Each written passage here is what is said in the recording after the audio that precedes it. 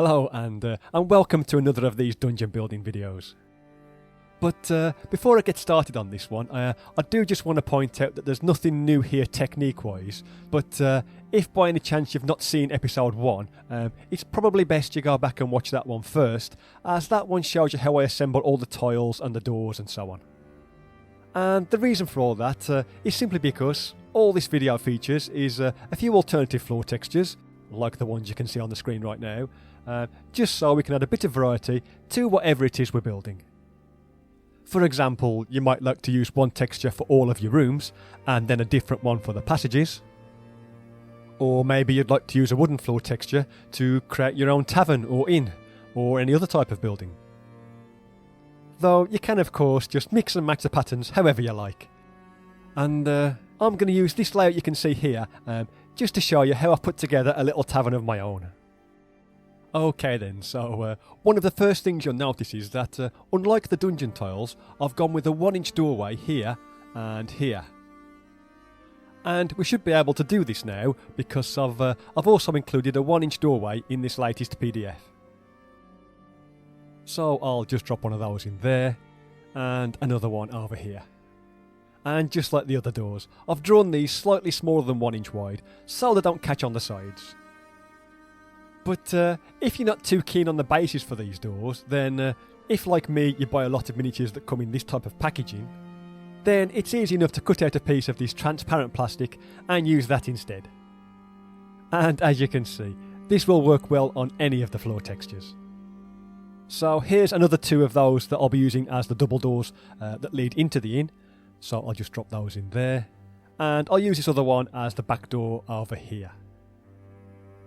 Okay, so now it's time for some furniture, and the first thing I'm going to add are a couple of barrels. And as you can see here, I've just glued 5 of them together so that I can place them down as a single piece. I've also made one of the empty barrels and draped some of the sack texture over one side so that it looks like a dirty cloth. Next are some shelves, and for these I've used some 3-inch strips of the shelf texture from episode 6 to make a suitably large piece.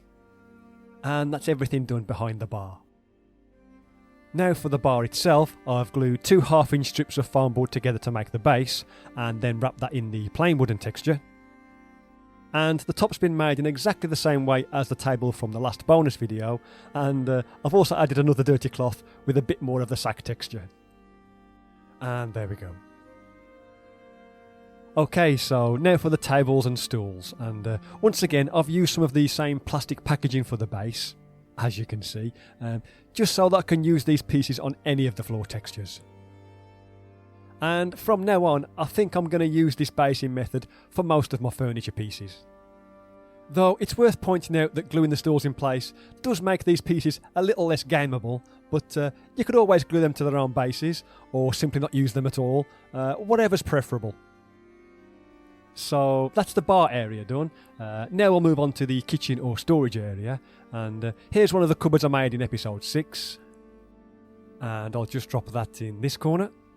Next I've got this basic set of shelves, which is it's very similar to those I made in the 3rd bonus video, along with a few containers that were featured in episode 5, the Crypts and Tombs video.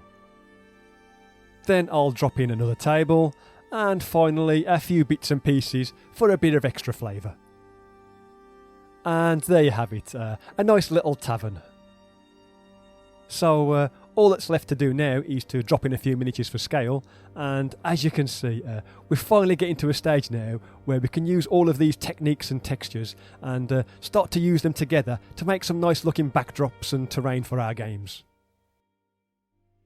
So, as usual, you can find a link to the latest textures in the description below, and if you like what I've been doing, then remember to share, subscribe and all that other nonsense.